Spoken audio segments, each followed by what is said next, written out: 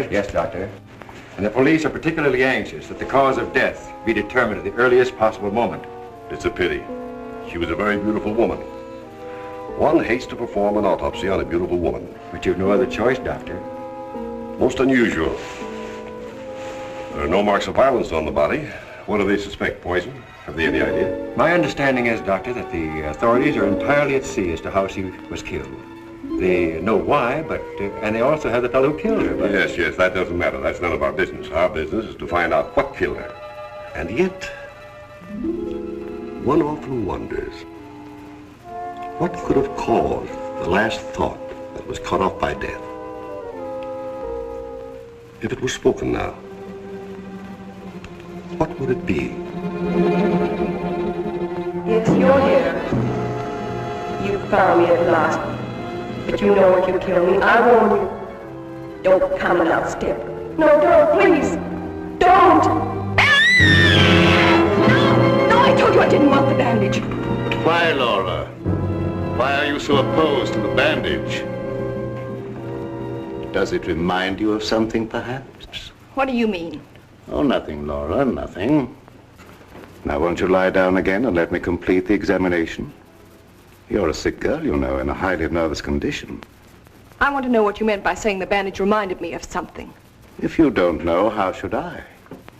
You don't fool me for a minute, Doctor. I know how you feel about me. Do you, Laura? Then I wish you'd tell me, for I don't know. I don't know how I feel about you at all. You're clever, Doctor. But I'm wise to you and that fool of a son of yours. How long have you been married to Ward now? Too long. And why don't you give him his divorce? He's asked you often enough. I'll give him a divorce when I'm good and ready. I see. I'm not afraid of anything he can do, or you, or anyone else. What's that? Your heart's beating like a trip hammer. I must warn you that this high state of nervous tension... What's that noise?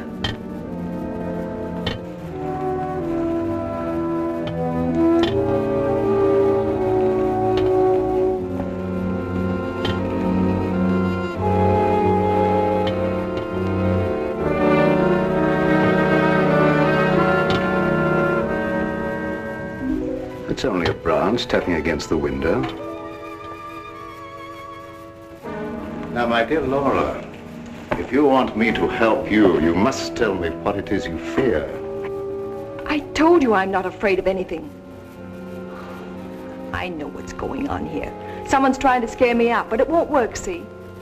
Here I am, and here I'll stay until I rot. I'm afraid there's more truth in that than you suspect. Laura, I must ask you not to cause Father any more trouble. I don't want you threatening him, you hear? You too. You're so cute. I'm sure you want to be alone. You're not going to make him pay for my mistake. What are you going to do about it? I'd like to... You'd like to choke me, wouldn't you, Ward? You haven't got the nerve. Here. This is the only thing you ever gave me. You can have it back. She's right. I gave her this when we were married. It's the only gift that ever passed between us. Ward, what do you propose to do about Laura? What can I do? She won't leave me. She won't give me a divorce. Well, things can't go on this way, you know. Dad, what is the matter with her? What do you think is wrong? I don't know. She wasn't this way until she began getting those letters from abroad, you remember? Yes, it had something to do with those letters. But you would have thought that when they stopped coming, that... What is it, Elizabeth? There's a patient, Doctor, a Mrs. Williams. Williams? That's the name she gave, and she's decked out like she's going to a horse show. I can't see anyone today. Ask her to make another appointment. Dad, please don't let what has happened interfere with your practice. Very well. Send her in a few minutes. Sure, Doctor. Oh, yeah, that Bill Raymond's waiting. Do you want to see him? Who's he? That private cop who's always hanging around just hoping somebody gets murdered. Oh, yes. He's probably come for his check. Take care of it, will you, Ward? Yes. Elizabeth. Yes. This for you. Gee. Thanks, Mr. Rory. But this belongs to Mrs. Van E, doesn't it? Not anymore. It's all yours. She won't get sore, will she? I don't want to have any trouble with her. You know how she is. I know. We all know a little bit. And I want to thank you for your patience. Run along now, Lilibet. Yes, Doctor.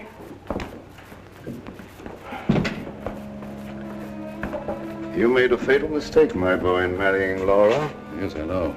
But you don't suppose I'm going to stand for it forever, do you? No, I don't. And I don't think it will be necessary. Do you have a plan? I think it'll be better if you leave everything to me. From the day a mysterious caller came to see Dr. Van E. Oh, yes, I remember now, Mrs. Williams. I spoke to you this morning on the telephone. I'm sorry, but I can't tell you any more now than I told you then. Oh, naturally, Doctor. I did not mean to imply that there were any abnormal goings-on here. I assure you there is not, Mrs. Williams, nor will there be. Nevertheless, Doctor, the way you were described to me and the way your place was described to me, I am certain that I am in the right place. May I ask from whom you obtained these descriptions? From a friend, Doctor. A mutual friend. Lilybeth, the woman I love. Can't we be friends? Stop tracking your big flat feet after me wherever I go. I've got things to do. Oh, gee, it's wonderful just to see you around, busying yourself, the little housewife. I never knew the cop who didn't love to stand around and watch other people work. Mrs. Williams, it's obvious from your conversation that you've come into possession of certain facts concerning my past. I know of only one person who could have given you that information, and it was my belief, yes, even my hope, that person was dead. But let me say that even if that person were alive, I should not submit to blackmail from you or from anyone else. You show great courage, Doctor, for one in your unusual position. There has been no question of blackmail. I came here seeking your cooperation, which you have refused to give. So, let us call the matter closed. Thank you. Au revoir, Doctor.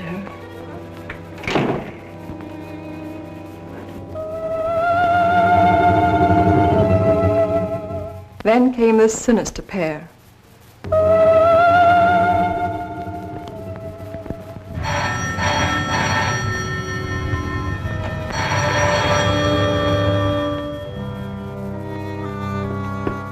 My little guardian of the doorbell. If you had waited another second, Inigo and I should have kicked the door in. Yes, sir. Sir, there is an air of inquiry about you that immediately offends my deepest nature. There is something suggesting Scotland Yard, the French Sûreté, the Italian Carabinieri, the Turkish Police, and other minions of the law. In short, sir, I think you're a cop. Yeah, how'd you know? I believe I'm in the home of Dr. Joseph Van E. Yes, sir. I mean, sirs. Oh, do not be polite to Inigo. He's only offended by it. Run along, Inigo. Make yourself at home. We got a nice tree in the yard, but it ain't got no coconuts.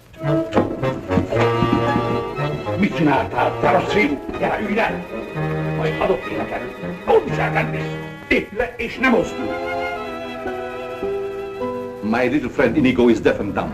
He cannot hear and he cannot speak, but he reads the lips, and I would advise you to say nothing to annoy him. For his temper is short, indeed. This, I presume, is Dr. Van E.'s private office. Yes, sir. But I really should announce you. My dear girl, if I allowed myself to be announced, I doubt I would be received anywhere. I'm sorry, really I am, but the doctor won't see anybody without an appointment. Appointment? I have had an appointment with him these 20 years. He will see me. Doctor, someone's coming!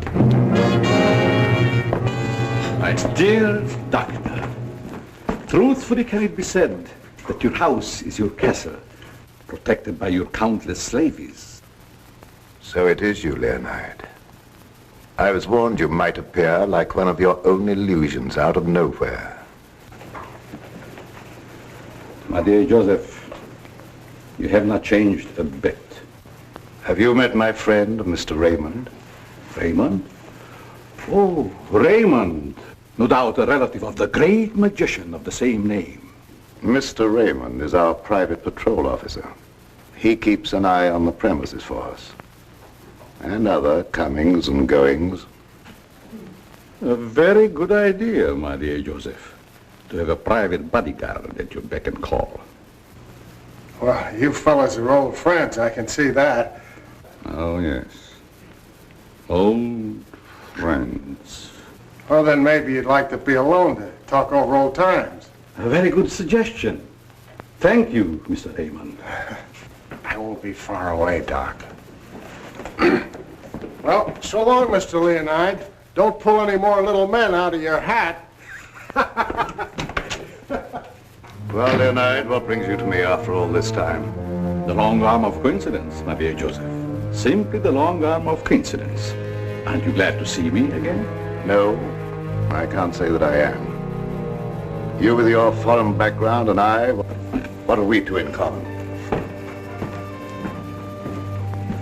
Always truthful, Cousin Joseph.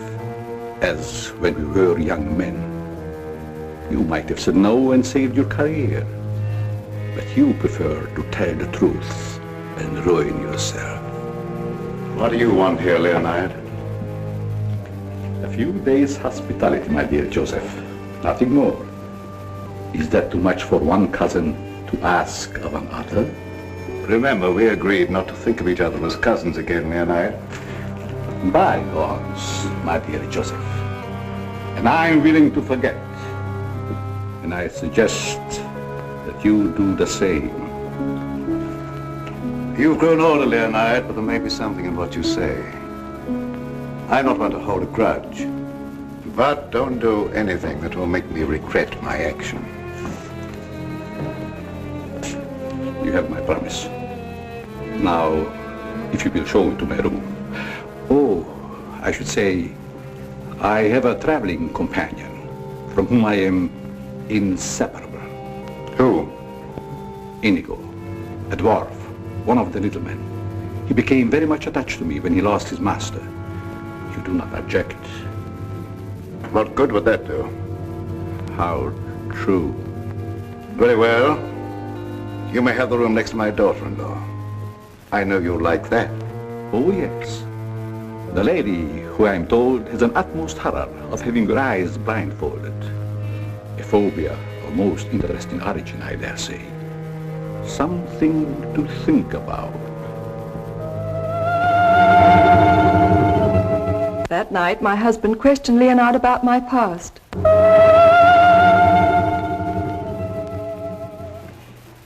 Cousin Leo! Oh, my dear Ward. How flattering that you remember me. Well, how could I ever forget you? What are you doing here? A chance visitor, my boy. I wanted to see the old homestead again. You've seen Father? Yes, and he received me with open arms, in a manner of speaking. Well, I don't mind telling you, you came at a very bad time. We're having some trouble. My boy, trouble and I are like this. I presume you refer to the charming lady in the room next to mine, your wife, I believe. Yes, Laura. I haven't met her, but I'm looking forward to the pleasure. I'd like to talk to you for a moment. All right. Perhaps you can help us. By doing what, my boy? You've been everywhere. You were caught in Europe during the war. I'd like to show you something. You may be just the person I'm looking for. If I can be of any service. Did you ever hear of a dance team called Renee and Lorette? I don't think so, my boy. And then There again... must have been such a team. Look. Renee and Lorette, the dance of the green mask in the green room in Paris. The green room. Yes? Oh, the face of the man does seem slightly familiar. May I ask, where you got this photograph? The maid, Lilibet, found it in Laura's room and turned it over to me. Oh, well, my boy, I'm afraid I can't help you. I played the green room on several occasions, but never with these people. In fact, I don't seem to remember them at all. And I appeared in many clubs during the occupation. I'm sure the girl behind the green mask in this picture is Laura. How can you be sure? Who can ever be sure what's behind the mask? If the people in this photograph could suddenly come to life. I'd like to know who the man is. It can be anyone, my friend. Anyone. In this makeup, it might be even I. I wish you wouldn't joke about it. This is very serious. Of course. But let us say you found out who the man in the photograph is. What then? I have an idea that if the man in this picture were to show up, I'd find out I wasn't married to Laura at all. Think over what I've asked you. It'll be to your advantage. Certainly, my boy. I will give it every consideration, and perhaps something will occur. Who knows? Don't you want to leave the photograph with me for my further study? It might be the very incentive that my memory needs. No thanks. I'll keep it. As you wish.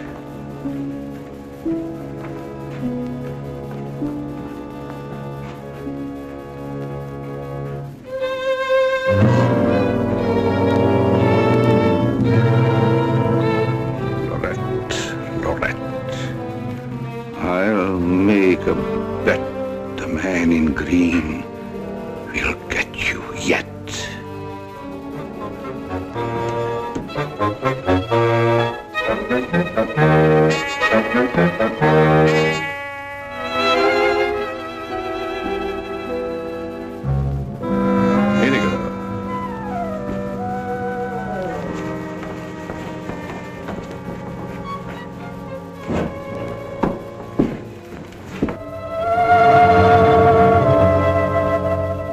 A gruesome surprise was in store for me the following morning.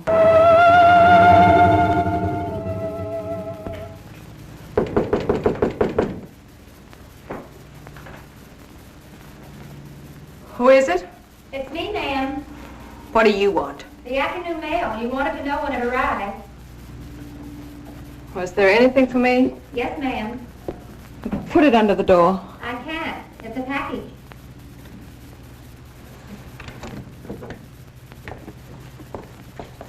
What's in it? I don't know. It's against postal regulations to open other people's mail. That's never stopped you before. I'd like to know what you mean by that remark, ma'am. Oh, shut up and get out. Don't you want me to help you open it? No, I don't. Get out. It's addressed to you in green ink with a warning. Look out for the man with the green mask.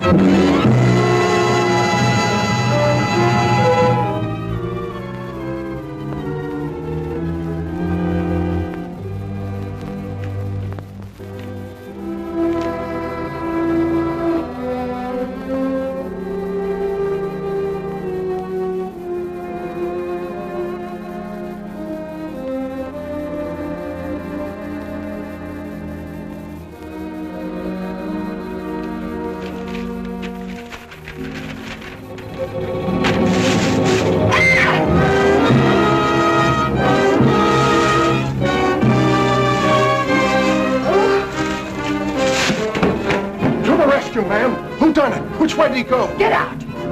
Get out! I just heard you yell. I was hoping it was a murder at least. Get out, I tell you, you have no business here. Well, but you don't understand. I'm supposed to be here. That's what I'm being paid for. Paid? Yeah. You see, I'm Bill Raymond, private cop in this neck of the woods. I was hoping we'd have a little murder or something happen around here so as I could solve it and get my old job back at Sentinel Homicide. Nothing personal, of course. Who told you to say these things to me? Well, nobody said nothing to me. I was just waiting around outside to see Dr. Van Nee, and I heard you yell. So you're a friend of that crazy doctor and his son.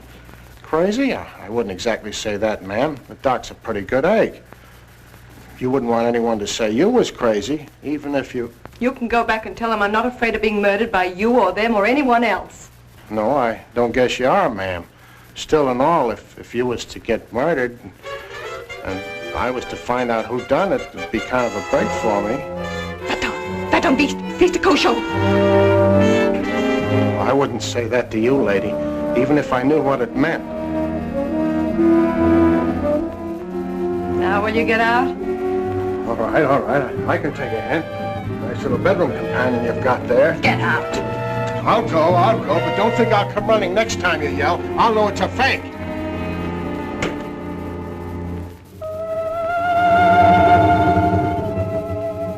I became afraid and my mind started to crack.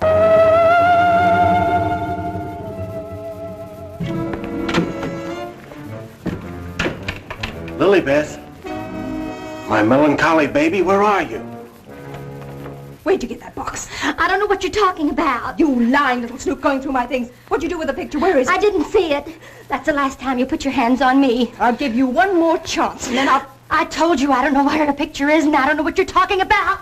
It's been you all the time going through my things, opening my mail, rapping on my door at night. Now you're blaming me. I've never touched anything of yours. You've got my robe on now. Where'd you get that? I was just trying it on. Mr. Ward gave it to me. He said you didn't want it anymore. I'll tell you when there's something I don't want. Oh, shut up. It's only a dummy. A dummy? Where'd you get that thing? I suppose you're going to tell me you don't know anything about that either.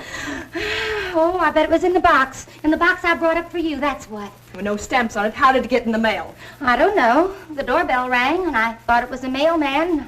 I opened the door, and it was sitting there on the stoop. You're lying. No, I'm not. I don't mind telling a lie now and then, but I'm not lying now, honest. You're trying to scare me out. I'm not leaving. No, but I am. You come here. You and Mr. Ward are pretty thick, aren't you? Thick? Yes, thick like your head. He's fallen in love with someone else. Who is she? I don't know. It's not me. I know it isn't you. I know all the signs. He's fallen in love with some simple-faced man. There's always a way to get even with them. I've got to find that picture. Otherwise, they won't know what he looks like. I've got to send it to the police. He won't dare touch me. Who do you mean, the man in the picture? Have you seen him? Maybe I have, and maybe I haven't. Maybe I saw him go behind the thicket, or through the wall, or under the house. He's here in the house? Yes, I let him in. I let him in. He was waiting outside to get you, Miss Laval. Miss Laval. There's nothing safe from your prying eyes, is there?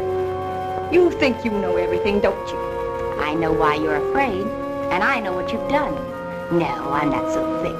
I'm not as thick as you think I am, Miss Laval. That head's supposed to be you, kind of a calling card. I'll remind you that... Why, you...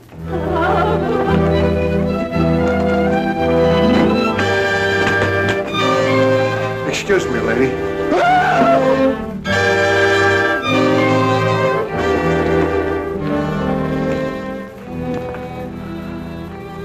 Oh, I'm afraid.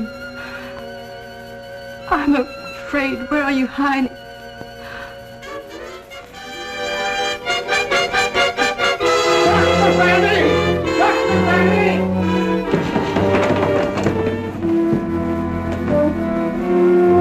Dr. Vanny! Dr. Vanny! Doc! Fun is fun. But after all, there ain't nothing in my contract that says I gotta... Well, now I ask you, is that anything to be playing football with? Where did you get that, Raymond? Miss Vanny chucked it at me like I was a pass receiver for a football team. And I'm all out of practice. Let me see it. This comes from a group of anatomical specimens that was locked in a room in the cellar. How did you happen to get it? That's what I'm trying to tell you. There I was, outside her door, strictly minding my own business, understand? Listening at the keyhole. I don't think that belongs in the realm of your duties, Raymond. But, Doc, there were screams inside. You gotta admit it's within the longitude of my profession to make with an investigatory reaction thereto. What am I saying? I don't understand how this head got from its locked room in the cellar. Well, the way I heard it, it was sent to Mrs. Vanny. That was rather a gruesome practical joke. Why, your anatomical locker hasn't been opened for ages. I think you once told me you'd lost the only key to it. I know. There is no key to my knowledge. Why, that thing didn't walk out of the room by itself. Hardly. Doc, I'm worried. What about, Raymond? Well, now, take this head business. The whole thing don't seem hardly serious to me. I think that if it's all the same to you, I better be checking along to other duties. You're not afraid, are you, Raymond? Who, me? Scared? It's just that I don't think that there's going to be any murder here done after all. That's too bad. Well, it's not your fault, I guess. It's just not my lucky day, that's all. Thank you, Lilibeth.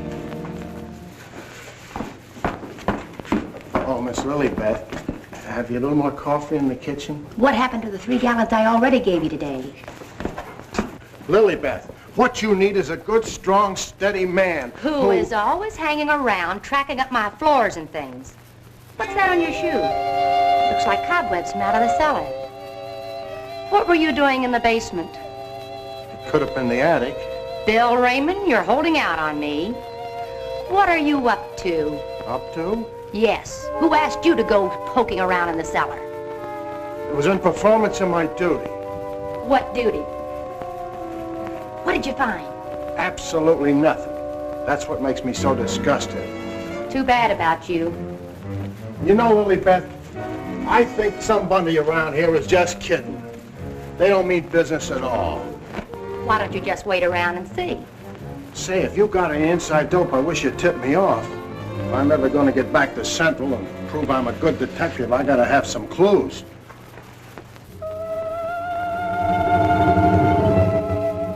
Yes, I was scared. Scared of my life.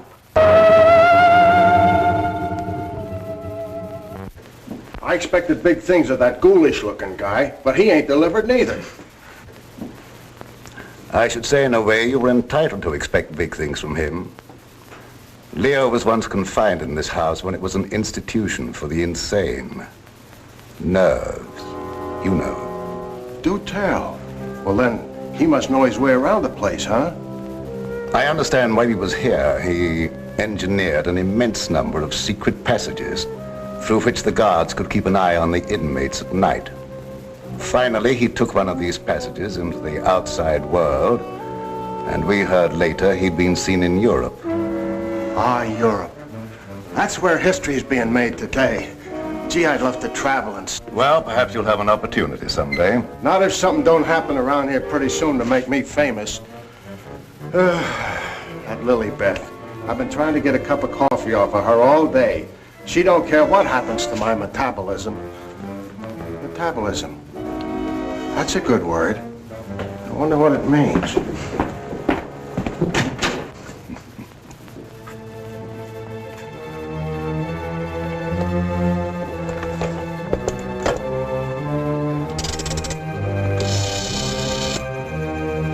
Operator, I want the police right away.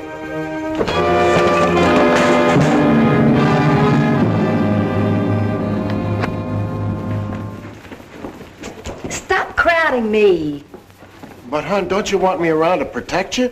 That Indigo guy might... Yes, but who's going to protect me from you? Lilibeth. My wild Irish rose. I just live for the day when I can take you out of all this. When I can slave and get you the luxuries in life. Gee, I'd gladly work my fingers to the bone to buy you expensive motor cars and furs and jewels and things and serve you breakfast in bed. What's the matter with me? Am I crazy? Yes, and I'd hate to hang by my neck until you got me all those things. Yeah, you might get a little blue in the face. Still and all I gotta do is to find myself one slightly murdered body, and I'm in. Stop looking at me. Oh, Lilibeth, sometimes I think I'm not getting anywheres with you. What do you think? I think you've got a good idea there. All right, all right. You'll be sorry someday when you see my picture in the paper.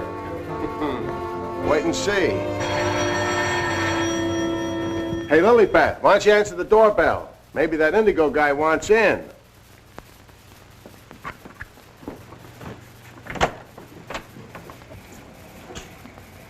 The doctor ain't home. You'll have to call some other time. Don't be silly. Don't say I didn't tell you. Close the door on your way out. Hey, wait a minute. Well, if it isn't Bull Raymond. Shh, Terry. You trying to ruin me? Ruin him. Come here, Bull. Meet Miss Cornell. How do you do, I'm sure. Likewise. How do you happen to be out with him? Cute, darling, don't you think? Flat at both ends, head and feet. You've heard me speak of him. Bull Raymond. Bill Raymond, if you please. Mr. Terry Lee, you so-called reporter. How do you happen to be out with a dish like this? Jane Cornell. Good for dull days in a man's life. Mr. Raymond. Oh, yeah, I remember. Terry told me about the time you shot up the dressmaker's dummy. Huh? Yeah, he said you closed in on what you thought was the murderer, but it turned out to be the dressmaker's dummy and you shot it full of holes while the real murderer got away. My pal. So this is where you've been hiding after they kicked you out for that fiasco, huh, Bull? Bill, I mean? What are you doing here? Can't a man rehabilitate himself in peace? Here I come, looking for an honest crime around here so I can solve it and get myself back to Central. And you come along and... Where's the body, Bull? Bill? There ain't no body. That's the trouble. No, let's keep it friendly. Friendly? What do you mean? Let's have it. Who killed who and why? Are you kidding? Did somebody get knocked off around here? Look, I don't like to be kidded either. Where is it hidden, Sherlock? Oh, Terry, you've been on the police beat so long that... Now listen, Bill, you know me well enough to know I wouldn't come out here just for the ride.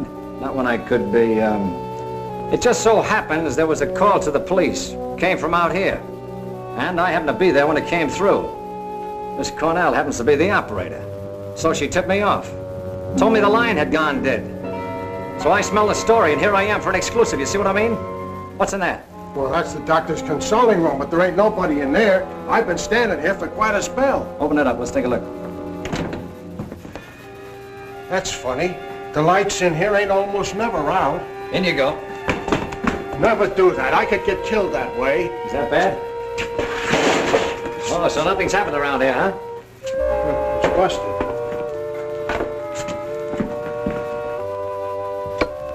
There, see? Like I said, there ain't nobody here.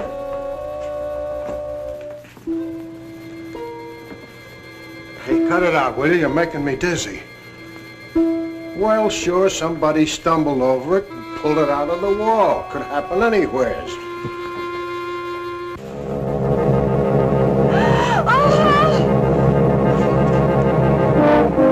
Wants to shake hands with you, Bill. Step right up. Not me. You seen it first.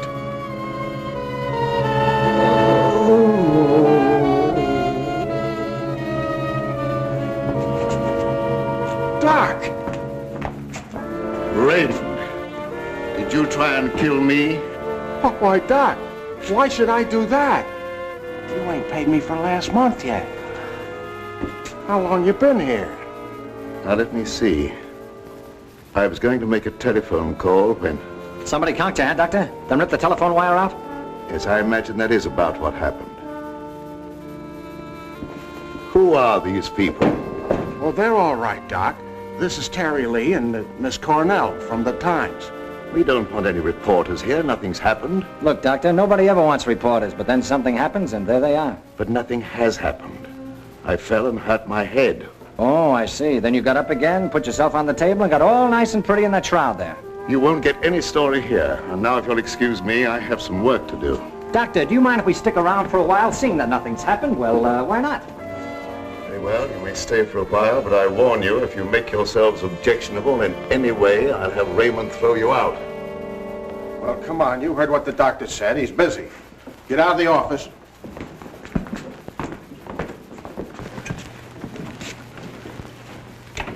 Probably a pretty nice guy, caught in a tough spot. That's the way I see it.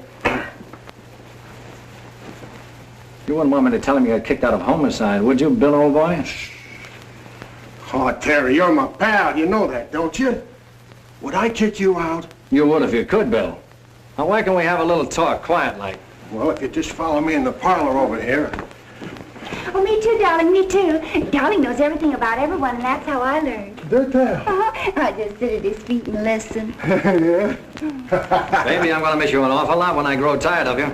Now, remember, you're just going to listen. Well, of course, darling. What else do I do when I'm with you? Sit down. Now, as I remember it, there was a singer at the Click Club who called herself Flora LaValle. Didn't she marry young Ward Vanny a couple of years ago? I don't know nothing about it. Oh, yes, you do. It was just about the same time that you had that affair with the dressmaker's dummy. Oh, yeah. Yeah, now I remember, Terry. You're right. You're right. She was down to the Click Club, and it was her that married Ward. Wasn't that on a bet of some kind?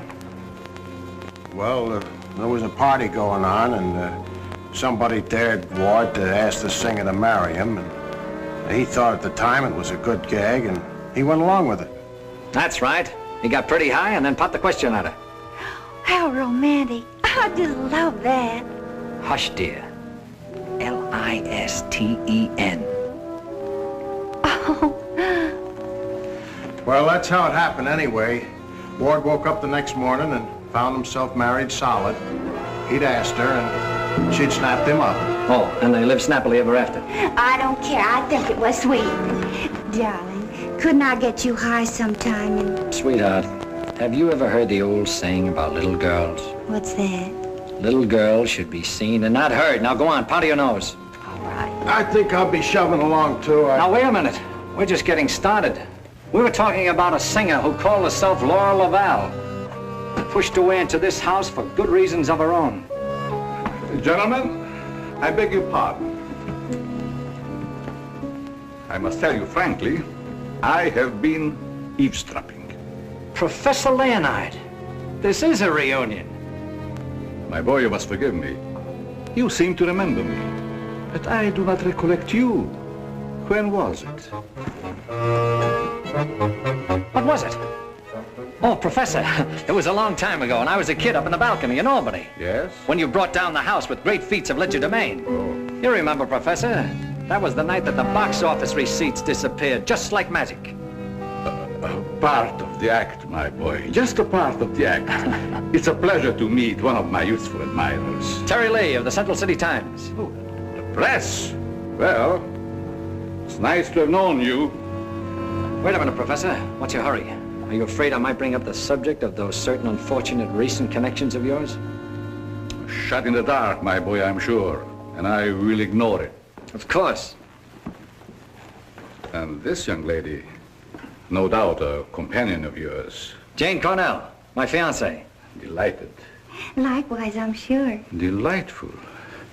And I would suggest to take very good care of her. Mr. Lee? Oh, I haven't had a chance to talk to him yet, Mrs. Van E. Never mind, I'll tell him myself. Darling, I met her upstairs and I told her all about you and that you know everything about everyone. Thank you very much, dear.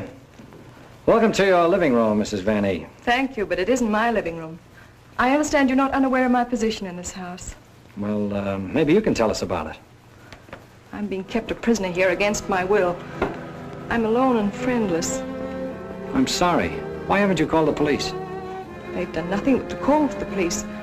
They have kept me penniless so that I can't leave. I understand.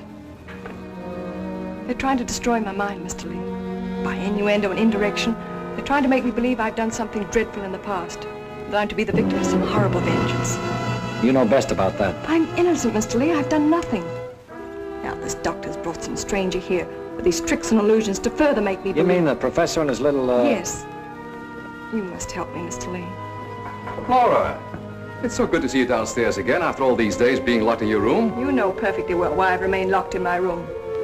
Ward, this is Mr. Lee of the Times, the gentleman I told you about upstairs. Oh, yes.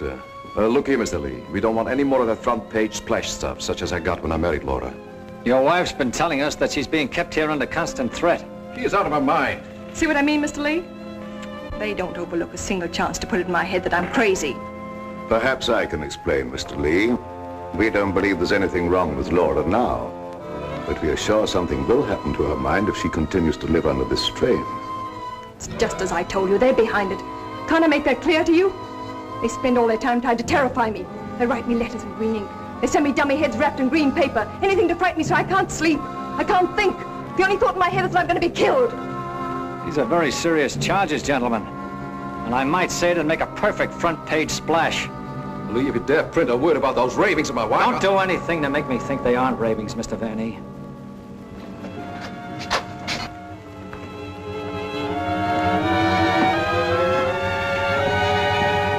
He said to put the blindfold on, and you will know the truth. No!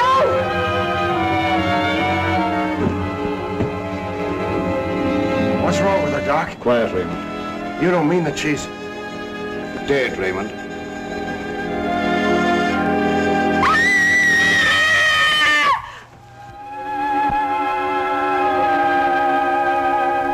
Then I knew that he was here.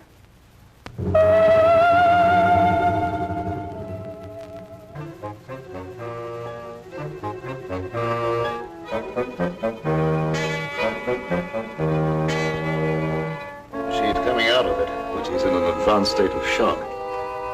May be necessary to administer a sedative. That's intended to shut her up. I'd like to hear her do some more talking, Doctor. If her mind is allowed to dwell upon what's happened, that may be the breaking point. Well, you've got all the answers. Look here, Lee, I don't like your tone. If you have any insinuations to make them to me. Okay, I will. Suppose you and I talk this over downstairs. I don't recognize your right to question me. However, if it'll make you leave Father alone...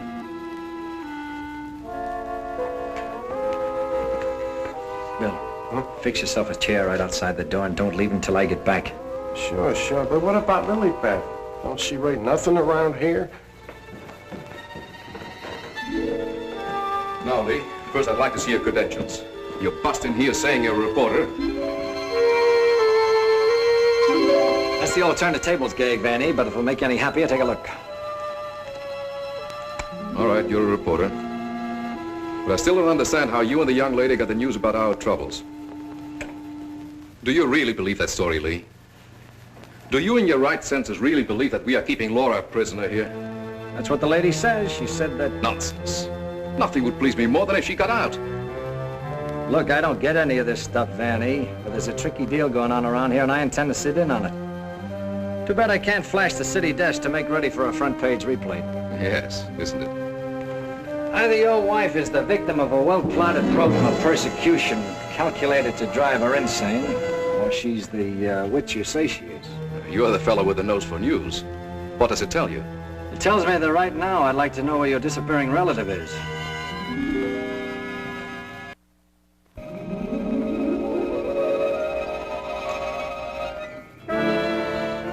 Get back, you fool. What's out there? I have a right to know.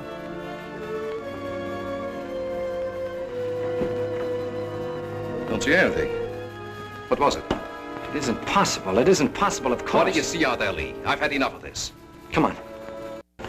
Are you nervous, Miss Cornell? Oh, no. I think it's very exciting. Well, Professor, I thought I just saw you outside baying at the moon. You disturb her sleep. Where have you been? How about you start acting normally for a change? You're bringing suspicion upon all of us. I, my boy? What have I done? Suppose you tell us. Has no one arranged to silence you yet, Mr. Lee? What a pity.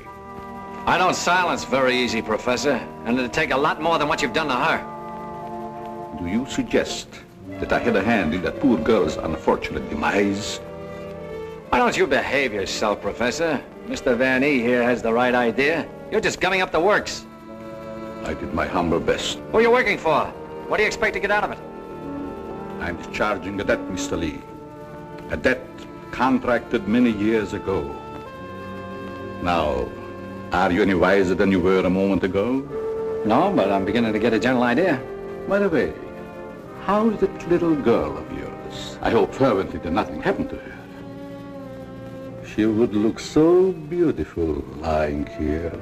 Look, Professor, I may not have been very smart in bringing Miss Cornell here, but if I thought you had any plan to do that... Why do you persist in making me the villain, Mr. Lee?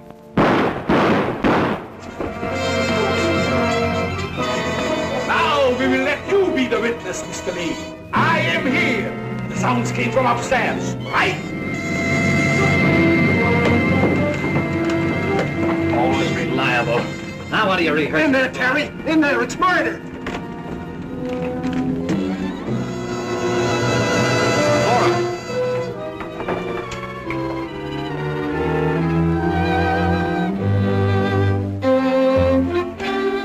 Jenny, wake up! Wake up! Oh, Terry! Tell me, what happened? Oh, Terry, darling. Let me think. Everything went black and... Yes? Then it started to talk. What started to talk? I don't know. That thing. Now look, let's get back to the beginning. I left you here with Dr. Van E. Yeah, and then he gave Mrs. Van E a shot with a long needle. Never mind that. All right. Then he said, would I sit with Mrs. Van E? Okay. Where is she now? Who? Mrs. Van E. Where did she go? That's just what I asked you, Janie. Well, she was right here. Then Dr. Van E went out. Then what happened? Well, then Bill Raymond came in. Oh, that's great. The two of you in the same room at the same time. How did you communicate with each other? Sign language? Oh, I don't care. All you do is make fun of me. I didn't ask to come to this, whatever it is. Oh, yes, you did, dear. Don't you remember? You said you wanted to see what the life of a reporter was like. Don't forget, Mr. Lee, one must not expect too much of certain types of mentality. Shut up, Bill Raymond. I remember you when you couldn't even make your X. Oh, I want to go home. We can't go home, darling. We've got to get a story. Why? You don't understand. Yes, I do. Why do we have to get the story? Who cares? She's got you there. All right. Now you tell me, what happened to you? Me? Oh, well, you said to stay outside the door, and I pulled up a chair. That's right. She was inside the door and you were outside.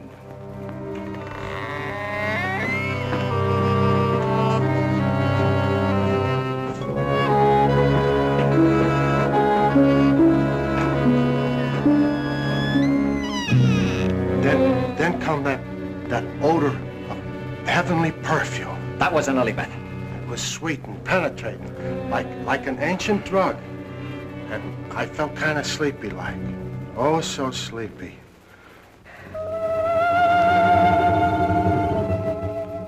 At last, he had me under his power.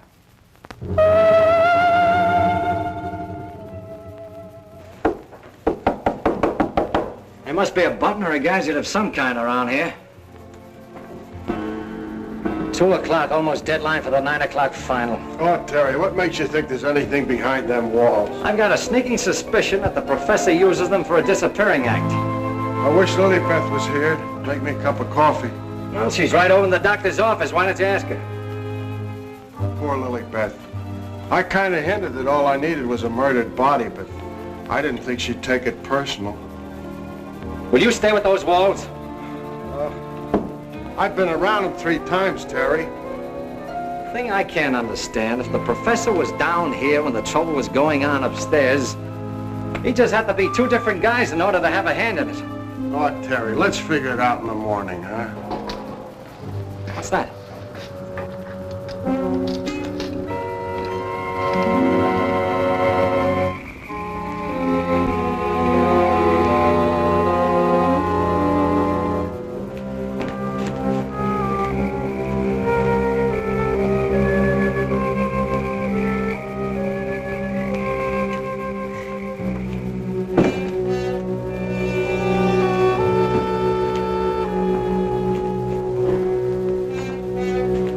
Wake up.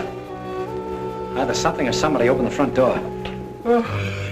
That's the shortest night's sleep I've had in a long time. All right. Now that you're good and rested, let's see if we can understand what happened upstairs. Well, do you think it had something to do with that picture, maybe, that Lilibet found in Mrs. Van E's room? What picture? Oh, the one with the couple with the 2 masks, you know, like we found, like that mask. Who has the picture now? Well, young Van E, I guess. That's the point. Where has Mr. Van E been since his wife's disappearance? Well, him and his old man are sleeping good. I guess they got some sense. Oh, no. I've already checked that, and they haven't slept in their beds tonight. Wake up! I refuse to answer on the grounds that my tend to incriminate or degrade me. My unconscious mind. Now, look, Bill, please stay awake for a while. Now, look, tell me, what happened when you smelled that sweet odor in the hall upstairs? No, it smelled lovely. Lovely, that's all I can remember. And Dr. Van E had already left Laura's room, is that right? Yeah, he'd gone out, and he said goodnight, and he had given her some sedative or something that he said would take care of her till morning, and then he went down the hall to his own room. And then you fell asleep? Yeah, no, I just kind of dozed off a little. Like this. Here's your coffee, sir. Terry, that's a dirty trick. Stay on the other side of that window. What for? Take a look. I'm looking. What do you see?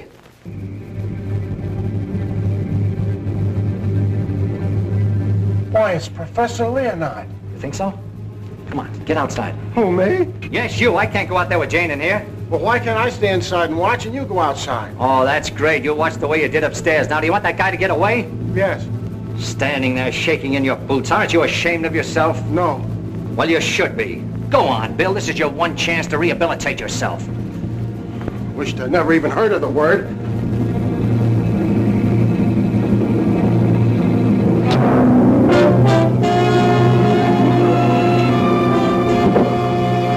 Have your gun ready. What good is a gun against what's going on around here? Lilybeth! Oh, gee, this ain't natural. Who are you talking to? The woman I loved. Poor little angel. Try and speak to me. She can't hear you.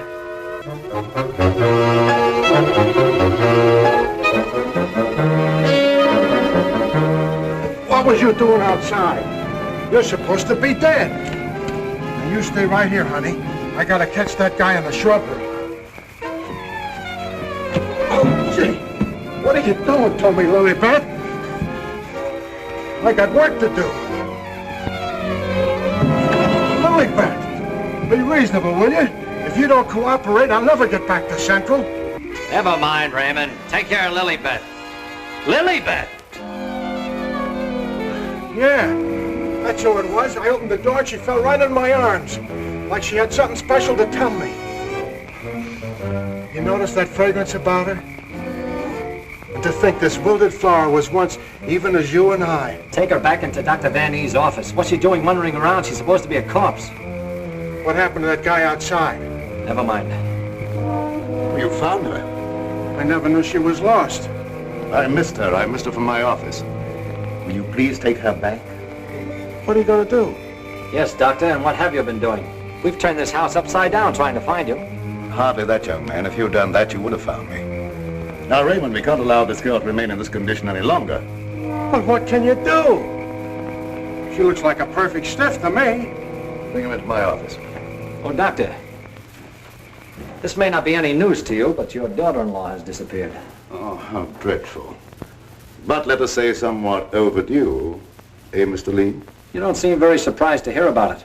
Young man, when you've been devoutly praying for something to happen, you accept your good fortune without question.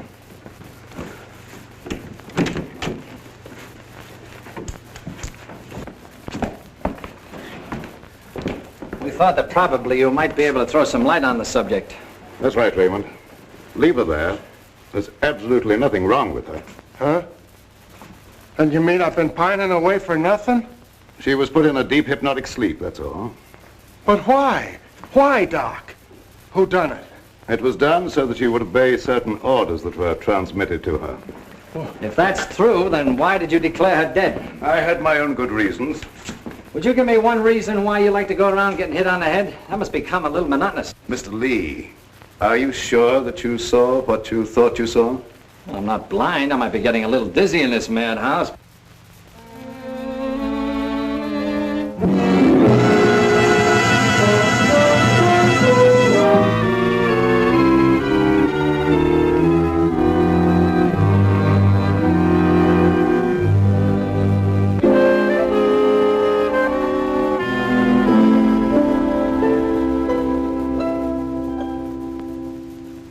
You know, Doctor, morning isn't very far off. And when the police get here, you've got an awful lot of explaining to do. You're in this up to your neck. By morning, let us hope no explanations will be necessary. Everything will have explained itself. Poor little sleeping beauty.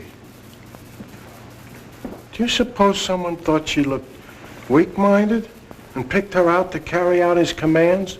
That's not always the case, Raymond. If Leonard were here, we could settle this case very quickly. Gentlemen, it is my peculiar misfortune to always be in a position where I may eavesdrop. How can I be of service, Cousin Joseph? Oh, Professor. Ask me no questions, my friend, and I will tell you no lies. Leonard, you could undo certain mischief that has been done this girl. I know you can help if you will. I could, Marie Joseph. But I will not bring down the wrath of the unknown madman who is loose about these premises. It is a matter of self-preservation. And I had nothing to do with hypnotizing this girl. I have an idea that she may have already carried out the unknown's orders and that he no longer needs her. Nevertheless, Marie Joseph, you must excuse me. Just a minute, Professor. I wonder what would happen, Professor, if in connection with your sudden reappearance here, somebody dug up the old story of why you swindled Dr. Van E. and then ran off and let him take the rap. I will not be blackmailed, Mr. Lee. And I observe again that you're a young man who knows too much for his own good. And I would also like to know where you obtained all this information. You're extremely young to have your fingertips on events of 20 years ago. I have a memory like an elephant. I never forget something once I hear it. I'm a sharpie, Professor, as every one of you will admit before morning. Now, Doctor, I'd like to bore you with a few questions. I wouldn't mind, young man, if you had the slightest idea of what you were looking for. Maybe if we start back to the time around midnight, when you administered what you call a sedative to your daughter-in-law. Are you inferring that I had anything to do with Laura's disappearance? Why do you keep evading the issue, Doctor? You know you'll have to confess when the police get here anyway. I would remind you, young man, that you're making a direct accusation, and I refuse to answer. Look, I want the facts and I want them now. Let's cut out the mulberry bush routine. Listen, Bill, you're supposed to be a cop and you want to get back to homicide. Help me make the doctor loosen up. He knows a lot more than he's telling. Well, sure, I'll help Terry, but first let's get Lilybeth out of this. Maybe she can tell us something. Yes, Mr. Lee, it seems to me that you're not too anxious to have Lilybeth restored to consciousness.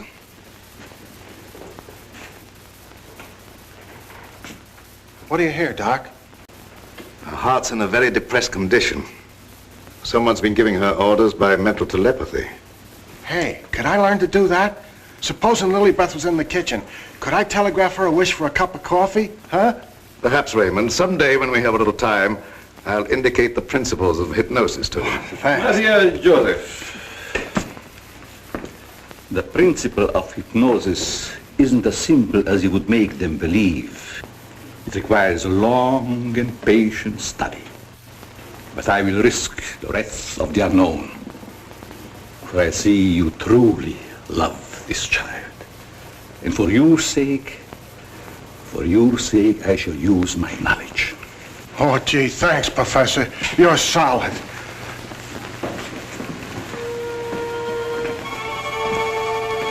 Och då jag fick mig lätten att flächen var fyrfyletten. Du var hon söt i mamma. Wake up! Wake up! Lilybeth, darling! Keep your big hands to yourself. What are you slapping me for? Professor, put her back to sleep. It's better that way. What have you been doing to me? Me? What have I been doing? Yes, what have you been doing? You gotta learn me that hypnotism trick. It's my only chance. Tell me, Lilybeth, what happened? Well, I can't seem to remember it. It all seems like a dream. Did you see anyone? No. But I do remember a perfume, a sweet odor. Yes, go on. Terry, darling. Oh, Terry, darling. Yes, Jane. What is it? Is it Halloween? No, it isn't. Then why was that green face bobbing up at the window? What? Yeah, a green face just like the one I saw up in Miss Van E's room. You saw a green face in Mrs. Van E's room? Well, yes, darling, that's what she was shooting at. I mentioned it to you, but you're so scatterbrained. Yes, dear, I'm scatterbrained. Does your mind feel rested now and everything after your nap? Mm-hmm. That's a good girl. Now, come on, tell me, what happened? Oh, don't yell at me. I can tell you just how it happened. We were alone in the room, and Laura was going to sleep. And then she said, "Oh, take away the bandage." And I said, "What bandage?"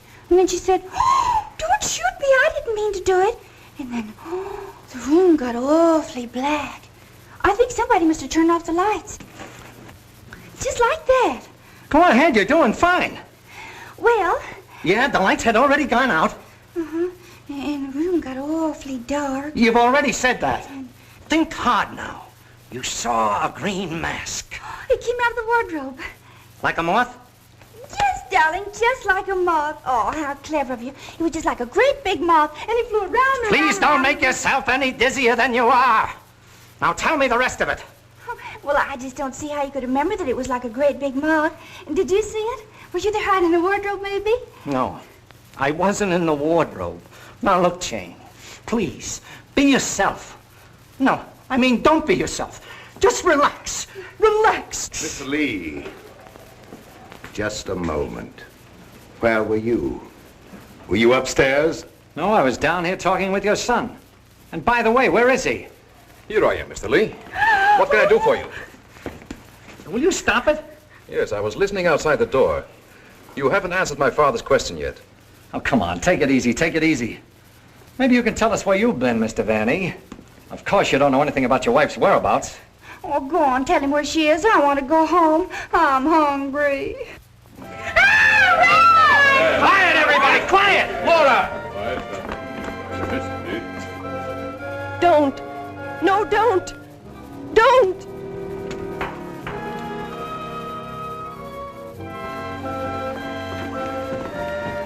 Laura!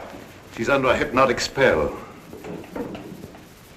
Ladies and gentlemen, it has been an exciting night, and you all are deserving of some explanation and relaxation for the strange goings-on.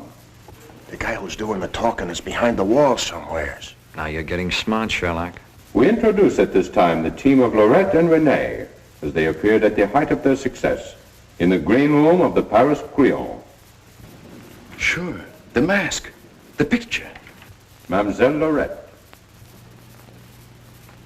Now I know who he is. Mademoiselle Lorette will now put a bandage over her eyes, the better to see the inner truth. Very good, Renee. Very good. Just like the old time. Would any member of the audience like to ask Mademoiselle a question? Come, Mr. Lee. You have been so full of questions up to now. I'm thinking, brother. We cannot keep Mademoiselle too long in this delicate mental balance. She has been under a great strain lately. Then I will ask the questions myself. Yes, Rennie, I'm at your command. Are you afraid now? No, I'm quite safe. Will you tell the truth? Yes. They came to me and said your partner, he of the magic feats and rare impersonations, is a spy. But we can't prove it. We will give you 1,000,000 francs if you, Lorette, bring us that proof. Now we shall know. You gave them the proof they wanted? Yes. They took him away to be killed? Yes. What was he to you, this man you betrayed? This man you sold to the enemy for money? He was my husband. When they told you he was to be executed, you sent this man a gift for his last moment before the firing squad. What was it? It was a green scarf for his eyes. Like the one you're wearing now? Yes. Why did you send it? It was my scarf. I wanted him to know I had betrayed him because I hated him. He was good and kind, but I hated him for the power he had over me. I see. That is your only defense. You hated. You thought they shot him. You escaped to America. You thought you were safe. Then you found out he was alive and wanted revenge. Thank you, Mademoiselle Lorette. You may remove the bandage now. What do you see on the cloth, Mademoiselle? There's a hole in it. Yes. What else, Lorette? What else? There's blood on it. There's blood. I have come back. I am here. And I will have my revenge. No! No, don't touch me! Ah! Outside, under the window, you know where.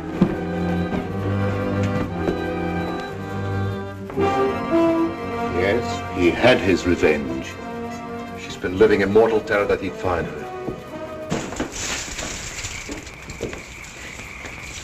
Just a minute, lady. You ain't going nowheres.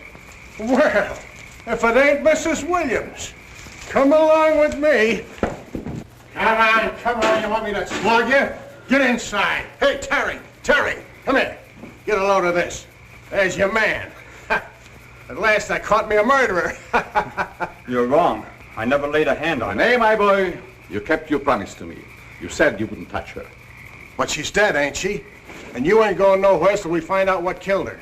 And you, Professor, you know too much for your own good. I'm holding you, too. Now you're getting smart, Bill. Well, Professor, I see you two know each other. Yes. Renee was my assistant. I taught him everything he knows. He went out for himself and became a success.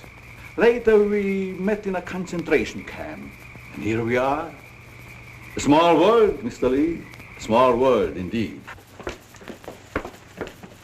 Terry, isn't this the place where you get the marriage licenses? No, dear, this is the morgue. The morgue. Oh, darling, you say the cutest things.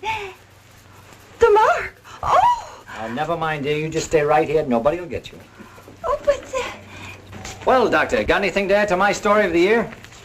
Who's this Renee? Renee was a husband. She turned him over for a sum. Figured the Nazis would take care of him, but he had ideas of his own.